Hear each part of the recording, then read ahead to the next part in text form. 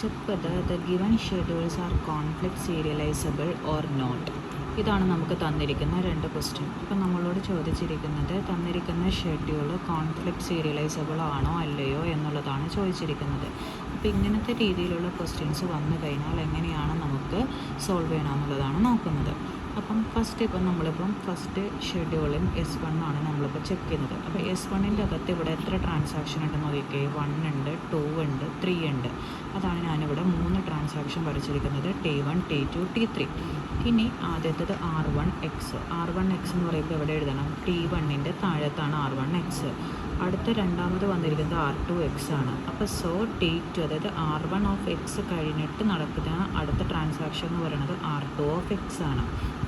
അത് കഴിഞ്ഞ് R1 ആണ് വന്നിരിക്കുന്ന, പിന്നെ R2 ആണ്, പിന്നെ R3 ആണ്, പിന്നെ W1 W2 ഇതാണ് നമ്മുടെ ടേബിൾ ലൈക്കിൽ നമ്മളിവിടെ ഫോം ചെയ്ത് വെച്ചിരിക്കുന്നത്. അതായത് തന്നിരിക്കുന്ന ക്വസ്റ്റിനെ നമ്മൾ എന്ത് ചെയ്യും? ടേബിൾ രീതിയിലേക്ക് നമ്മൾ എന്ത് ചെയ്യും? മാറ്റി. ഇനി ഇതിനെ നമ്മൾ സീരിയലൈസബിൾ ആണോ അല്ലയോ എന്ന് നമ്മൾ ചെക്ക് ചെയ്യുന്നത് പ്രസിഡൻസ് ഗ്രാഫ് ഉപയോഗിച്ചിട്ടാണ് നമ്മൾ ചെക്ക് ചെയ്യുന്നത്. ഫസ്റ്റ് വൺ എടുക്കുക നമുക്ക്, R1 അപ്പോൾ R1 എടുത്ത് കഴിഞ്ഞാൽ ഇനി നമ്മൾ ചെക്ക് ചെയ്യേണ്ടത് റീഡിൻ്റെ ഓപ്പോസിറ്റ് റിയാക്ഷൻ എന്താ? റൈറ്റ്. അപ്പോൾ റൈറ്റ് ഓഫ് എക്സ് എൻ്റെ T2 T3 അതായത് മുകളിലേക്കല്ല നോക്കേണ്ടത്, താഴത്തേക്ക് T2 T3 ഉണ്ടോ എന്ന് നോക്കാം. ഇപ്പോൾ T2 അപ്പോൾ എന്ത് ചെയ്യുക? R1 T2 എന്താ വന്നിരിക്കുന്നത്? Y ആണ് വന്നിരിക്കുന്നത്, റൈറ്റ് Y. അപ്പോൾ എനിക്കത് എടുക്കാൻ പറ്റില്ല. ഇനി സെക്കൻഡ് കേസ് എന്ന് പറയുന്നത് R2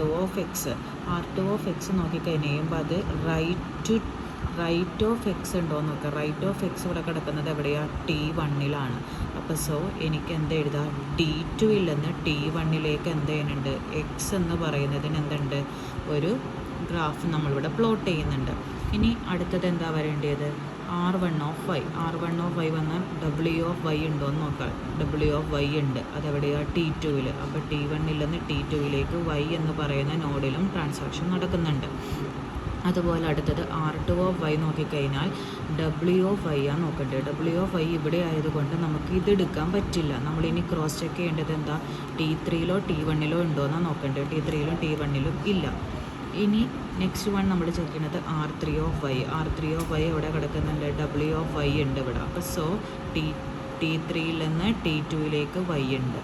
ഇനി W വന്നിട്ടുണ്ട്, അത് റീഡ് ഓഫ് എന്ന് പറയുന്നത് ഇവിടെ ഇല്ല. റൈറ്റിന് റീഡ് ആയതുകൊണ്ട്, റീഡ് ഇല്ലാത്തത് കൊണ്ട് നമുക്കത് കൺസിഡർ ചെയ്യാൻ പറ്റില്ല.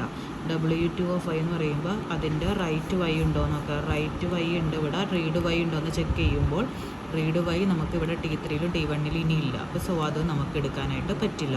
അപ്പോൾ നമ്മുടെ പ്രസിഡൻസ് ഗ്രാഫ് എന്ന് പറയുന്നത് ഇതാണ്. അപ്പോൾ ഇതൊരു സൈക്കിൾ ഓർഡറിലാണ് വന്നിരിക്കുന്നത് അല്ലേ? T2 T1 അതുപോലെ T3 T2 T1 ഈ ഒരു ഓർഡറിലാണ് വന്നിരിക്കുന്നത്. അപ്പോൾ സൈക്കിൾ ആയതുകൊണ്ട് അതെന്താ? നോട്ട് സീരിയലൈസബിൾ ആണെന്ന് നമുക്ക് പറയാം. അപ്പോൾ അതുപോലെ തന്നെയാണ് സെക്കൻഡ് ഷെഡ്യൂളിങ് ഞാൻ നോക്കി. ഇപ്പോൾ സെക്കൻഡ് ഷെഡ്യൂളിങ് ഇതുപോലെ ഞാൻ ടേബിളായിട്ട് ഫോം ചെയ്തു. R1 പിന്നെ വരുന്നത് R2 R2 W2 പിന്നെ വരുന്നത് R1 W വന്നു. ഇനി അതിന് ഞാൻ പ്രസിഡൻസ് ഗ്രാഫ് വെച്ച് വരയ്ക്കുമ്പോൾ ആദ്യം R1 ഈ കോളം ഞാൻ നോക്കാൻ പാടില്ല. ഇവിടെ റൈറ്റിൽ എക്സ് ഉണ്ടോ എന്ന് നോക്കാം. റൈറ്റിൽ എക്സ് ഇല്ല, അപ്പം അത് കൺസിഡർ ചെയ്യാൻ പറ്റില്ല. ഇനി R2 W ഉണ്ടോ എന്ന് നോക്കാം. ഇവിടെ ഉണ്ട്. അപ്പോൾ T2 T1 എക്സ് എന്ന് പറയുന്ന ഒരു ട്രാൻസാക്ഷൻ നടന്നിട്ടുണ്ട്. നെക്സ്റ്റ് വൺ R2 W ഉണ്ടോ എന്ന് നോക്കുക. ഇല്ല. ഇനി W അതുപോലെ റീഡ് ഓഫ് Y ഉണ്ടോ എന്ന് നോക്കുക. റീഡ് ഓഫ് Y ഉണ്ട്. അപ്പോൾ T2 T1 വീണ്ടും എന്ത് നിന്നിട്ടുണ്ട്? Y എന്ന് പറയുന്ന ഒരു ട്രാൻസാക്ഷൻ നടന്നിട്ടുണ്ട്. അപ്പം നമുക്ക് തന്നിരിക്കുന്ന പ്രസിഡൻസ് ഗ്രാഫിൽ എന്താ? ഇതൊരു സൈക്കിളിക്കല്ല. അപ്പോൾ ഇതെന്താ? സീരിയലൈസബിൾ ആണ്. അപ്പോൾ ഇതിൻ്റെ പ്രസിഡൻസ് ഓർഡർ എഴുതണം. അതാണ് നമ്മുടെ T2 T1. ഇതാണ് നമ്മുടെ പ്രസിഡൻസ് ഓർഡറായിട്ട് നമ്മൾ ഫോം ചെയ്യുന്നത്.